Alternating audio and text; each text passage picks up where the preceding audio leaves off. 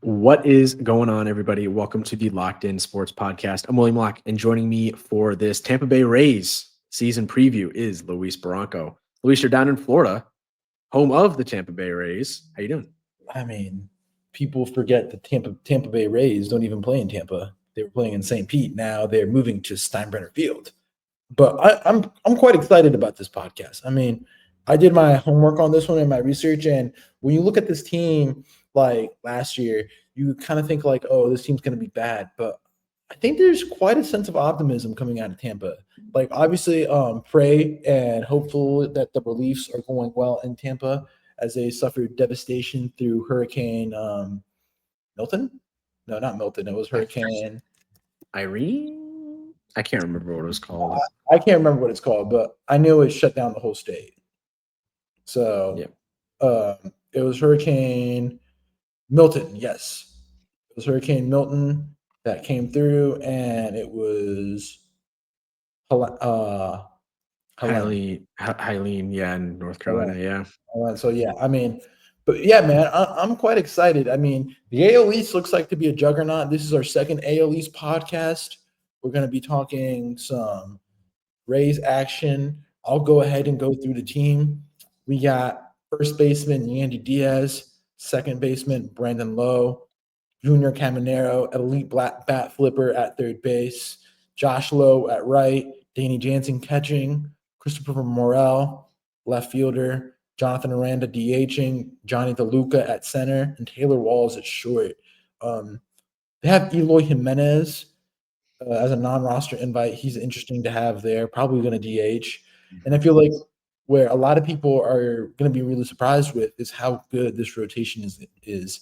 They got Cy Young candidate Shane McClanahan, Hodge Bradley, your boy Ryan Pepio. He didn't go to Vanderbilt. Doesn't play that good he's not a defensive stalwart.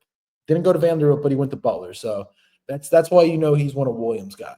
Well, I mean, hey, I was in the same grade as him at Butler, and we were next to each other. Our dorms were next to each other freshman year. So I've always been a Pepio supporter when he's throughout his major league career. That's good enough for Williams. Zach Lytle and Xavier, you guys maybe aren't good enough to get any guys in the major leagues. So we have guys in the majors. I just have my opinions that I will. Yeah, I can't name one Xavier player in the MLB. There's a couple. I can't speak my opinions on. Okay, fair enough. Shane Boz and Drew Rasmussen. Peter Fairbanks is closing. Edwin Ucedia is set up. They got Alex Faedo in a trade, and they also have Ha-Seong Kim, who they signed and will be available sometime mid-year. William, talk about it. This team is pretty loaded to me. They got a good farm as well. Carson Williams should be up very soon. Had a great year in last year. Got Xavier Isaac. Talk to me. How are we feeling? Last year they were 80 and 82. They struggled. Didn't have any other pitching. It's a little scary. Like their rotation is scary as a Yankee fan. You talked about McClanahan, absolutely a Cy Young candidate. Taj Bradley, he's kind of one of my defense league players. I think he can be one of the better number 2 or number 3 starters in this division. Ryan Pepio, defense league guy, wipeout changeup, really good fastball last year as well. You got Shane Boz, Drew Rasmussen. Rasmussen maybe will slide into the pen a little bit and be like a long reliever. And their farm system is loaded. Carson Williams coming up, hopefully maybe not this year, but the year after remains to be seen.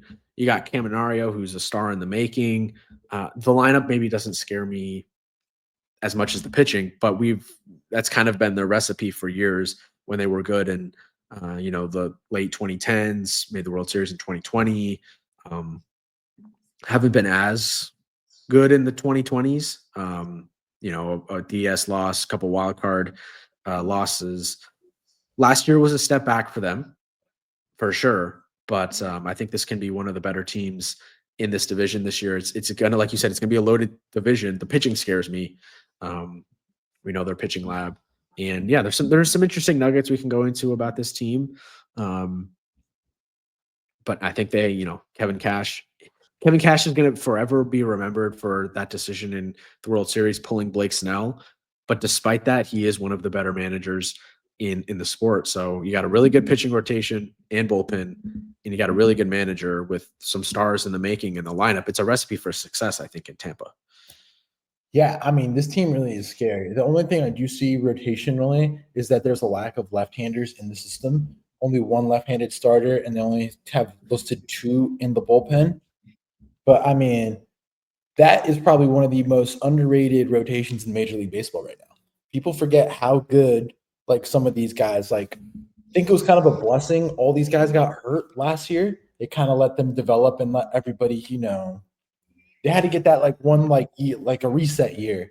And I kind of feel like the unfortunate events of Wander Franco hurt, but now they have building blocks with Carson Williams coming up soon, Junior Caminero.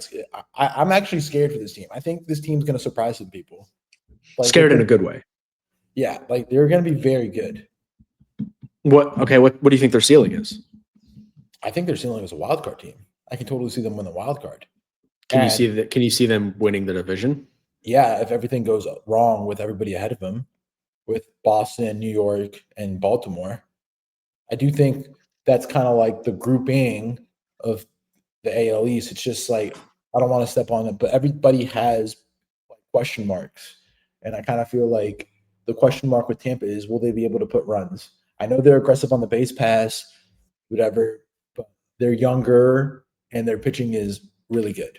I mean, we have seen what their pitching lab can do. Taj looked really good. Shane Baz has looked really good. Rasmussen's really good. Like this team honestly is like scary. It's probably a team that, I mean, they always fly under the radar, but it feels like they're really flying under the radar this season. I think you mentioned the question of the lineup stepping up. That's legit. I also think there's a question mark of what does this team look like in Steinbrenner Field? Like it's just going to be kind of weird playing their full season in a spring training stadium. And what is a single A stadium in the regular season with the Tampa Tarpoons? I think the Tarpoons are moving like next door to one of the side fields that they're going to build up. But middle of Florida, hot, humid, super rainy in the middle of the season. I mean, in Florida, it's always super rainy. And it's going to be super hot and humid. So does that take a toll on these guys when they're playing game in, game out in that weather? There's a very good chance they have a bunch of rain delays or rain outs. Like, does that, lead to the culmination of a bunch of makeup games that they have to play later in the season? Do they end up playing some games in like a neutral site location if they can't make up all the games that are going to get rained out? Because if you think about Florida, you have the Marlins who played outside in Hard Rock for a while, but now they're indoors. In Tampa, they've been indoors for years. If they got this team in Orlando that they're trying to get right now, they would probably play in a dome as well. So outdoor baseball in Florida, yeah, they have it. It happens in high school and college. They all play outdoors. But at the major league level, I don't know. I think there's a good chance that there could be a lot of rainouts for this team, which I don't know. Maybe it has an impact on their overall season. I think the weather might, especially when the dog days, July and August outside in Tampa, could be tough. But yeah, I think this team is going to be good. I think there's a lot of things to like about this team. I think there's much more positives than negatives. And honestly, if they flame out, like it's not the worst thing. You could chalk it up like, oh yeah, everybody's coming back from injury. They're young. They'll be back next year. Type of deal. Yeah. The question is, as it always kind of is with the Rays, do they pay their young players? Like McClanahan has after this season 2 more years of arbitration, and then he's a free agent. He'll be like right around 30 when he's a free agent in what you would think is his prime. He should get a mega deal. I don't think the Rays are going to be willing to spend that. Do they have another guy in the farm system that's going to come out of nowhere and supplant him? They gave Ha-Seong Kim the money, but the whole thing with him was he's going to be injured until May, so he's probably going to get a discounted deal. For them, it was 2 years, $29 million with a player option, and for next season for 16, he's making 13 this year. I think if Ha-Seong Kim has a really good May through May through September, May through maybe even October, he is only going to be 30. He could be up for another big deal. I think that injury kind of hampered his value this offseason. Brandon Lau, he has a club option for $11 million next year. I think they probably pick that up. He's one of the better second basemen in the sport. And then 27, he's a free agent when he'll be like 31. Probably should get a big deal. Probably gone. Like, that's the question with this team, maybe more so long-term than right now, is can they sign these guys to what you call Enron deals? We'll see. They do have a lot of guys like Josh Lowe, Christopher Morel, Pepio that aren't free agents for a long time. Like, Pepio's not going to be a free agent until 2029, which is 4 years from now. He'll be 32 probably, or be 31, probably won't get a big deal. But Taj Bradley, same thing. Like, he's not a free agent until 2030. He'll be, I think, in his mid to late 20s. Does he get a big deal? I don't know. That's more so long-term than this year, but I think that's something interesting about the race. Is like, can they just keep churning out or losing talent to other teams and churning out really good guys that they develop? It's impressive, the fact that they've been able to do this over the past 10 years or so, but at some point they're going to miss on some guys. My question is, do you think they miss Randy Arozarena? Do you think a Randy bat would make you, I know he was bad last year, but do you think like he would, like him in this lineup would make you feel a little more relaxed? As a Rays fan? Just in general, the outlook. I'm just saying the outlook of the team for the season. Like, I mean, I think like, where are they going to produce? Where are they going to produce runs? I think that's an easy question. Like, yes, Randy you would feel a lot better about him. That trade was weird. Last July, they got Brody Hopkins and Aiden Smith in return, and a player to be named later. I don't think that player has been named yet. At least according to Baseball Reference, it's not been named yet. When is Randy a free agent? That's probably why they traded him. But like, when you look at this team, like we said, ERA, they ranked top 10 in most statistics. The only was home runs per 9 and hits per 9. They ranked 14th for hits, and home runs per 9, 21st. It's just hitting. They ranked bottom tier, all sub 24th overall. The only thing that they did really well was steal bases. So yeah, we'll see them steal a lot of bases. It's just, are they going to be able to hit? I mean, we need Yandy to rebound. You need Christopher Morel not to be a strikeout merchant.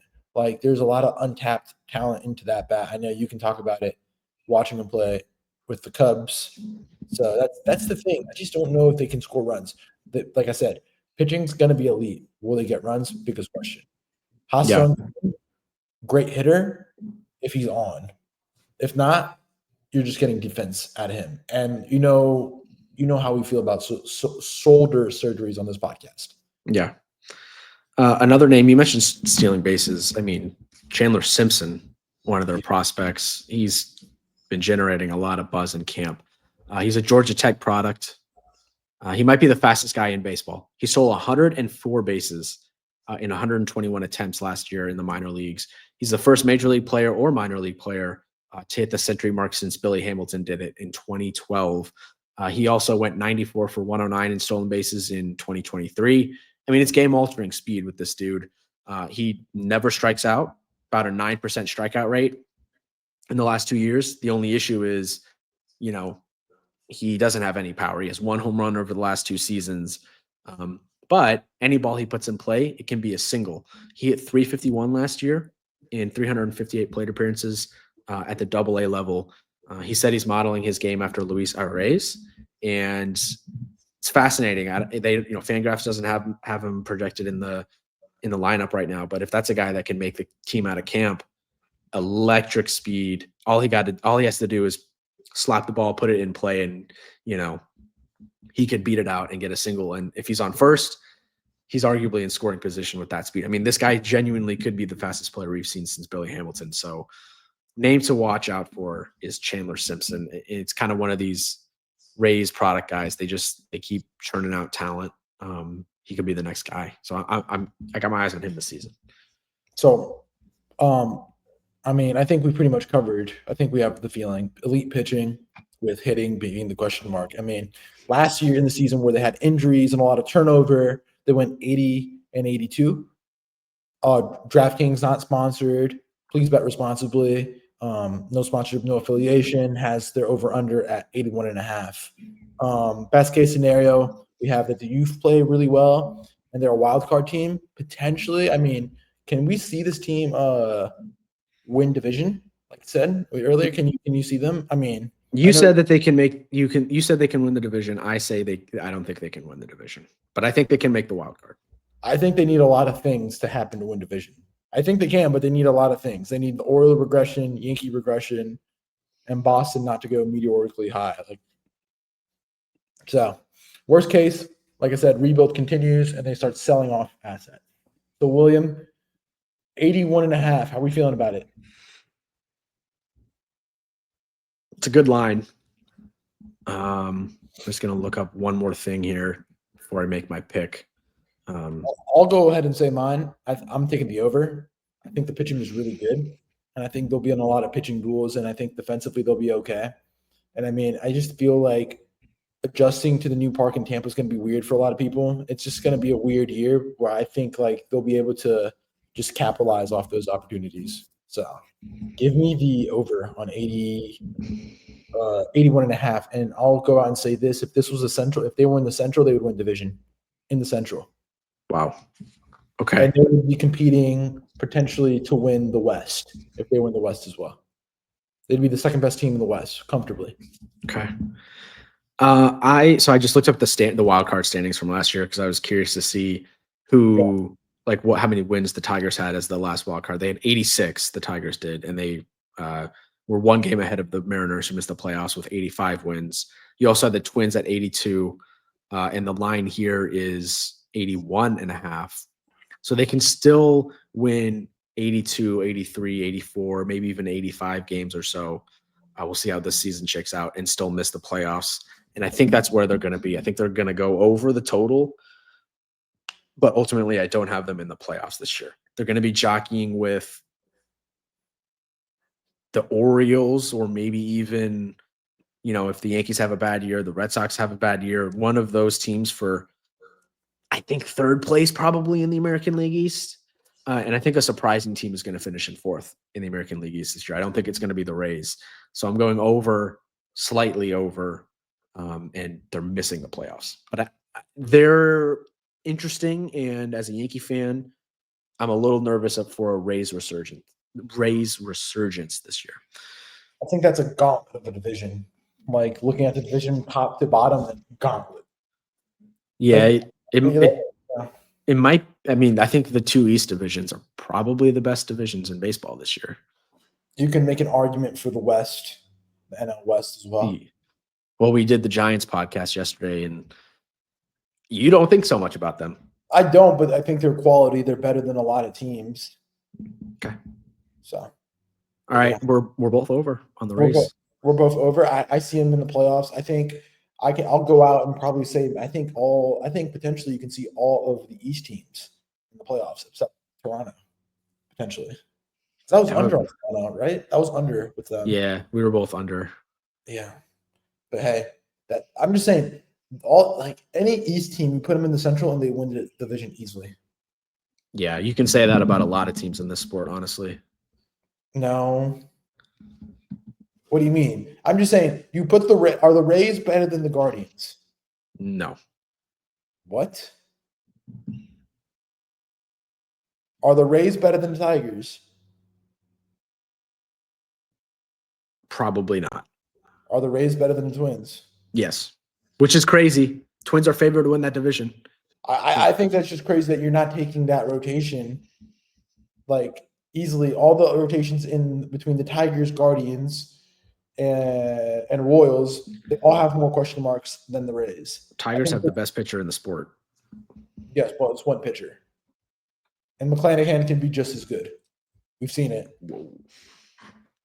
McClanahan was the best pitcher in baseball 2 years ago when he started the All-Star game for the first half. Then that was 3 years ago.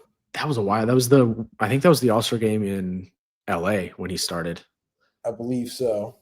I had him on my fantasy team. And so that means, if he was on your fantasy team, that means he was legit, because your fantasy team wins championships every single year. Dude, I am the Arsenal of this league. I finished top 4.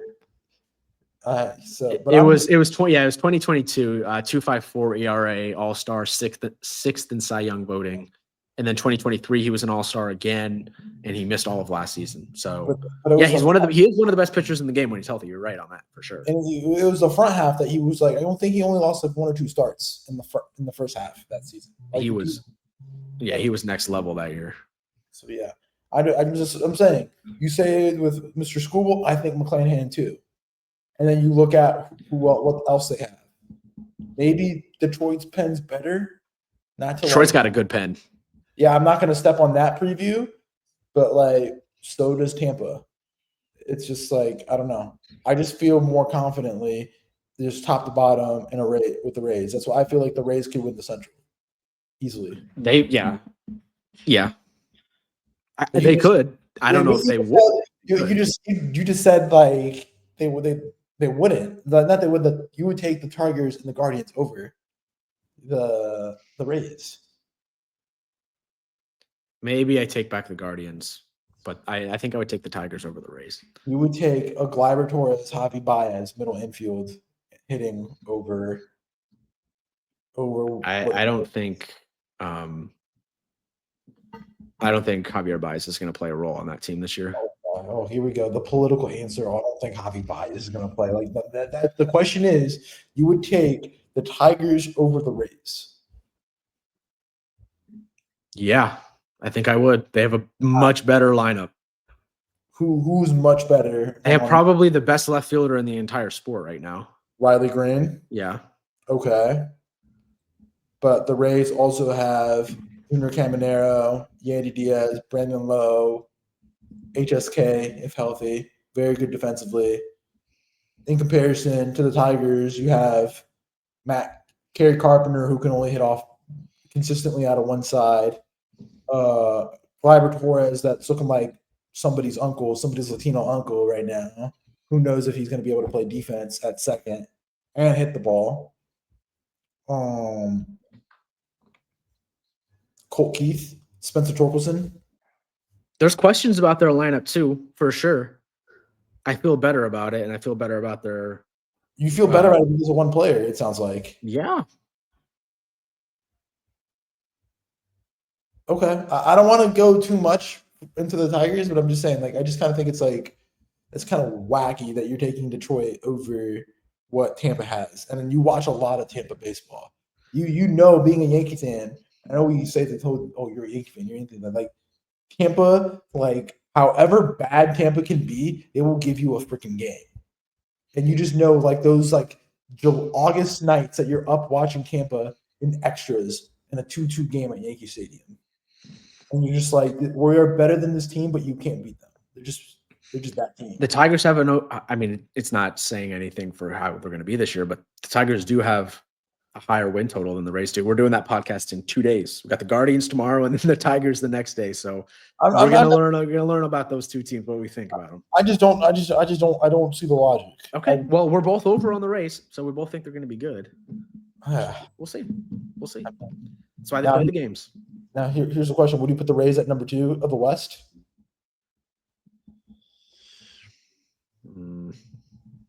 They're better than the Angels. They're better than the A's. Houston could go south.